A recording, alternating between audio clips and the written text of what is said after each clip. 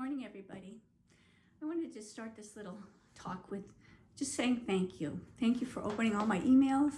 Thank you for following me on social media. Your support really, really does mean a lot. During these times of social distancing, it's also been a time of self-introspection. And I've cleaned out my studio and really focusing on my practice with silk thread paintings. All the remnants of other series has been removed from my peripheral vision. With that being said, a little bit more about why I do what I do. I'm always drawn, all my work is always about inner emotions of all of us. Why we do what we do, why we think, how we feel, how we respond to things. So my work is intimate. And it's always figurative. It's always about people. There may be other items or animals or things involved, but it is always figurative. Everything about the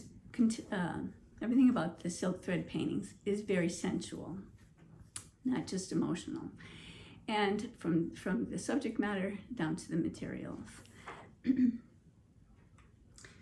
So during this year, by having so much extra time, I have taken upon myself to actually research the history of erotic art throughout history.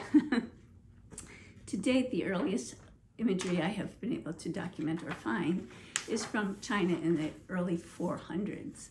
So it's been around in society forever and ever and ever. I'm doing this because it interests me. And it interests me on not only just the level of that it's always been around, but also on the society level of when it's been accepted, when it's been unaccepted, when it's been frowned upon, and when it's been considered beauty. Because it changes with society all the time. And I find that interesting.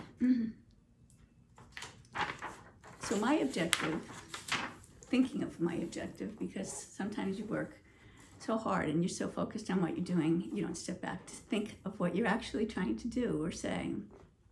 So I'm going to actually read it because I just spent the time trying to write it properly.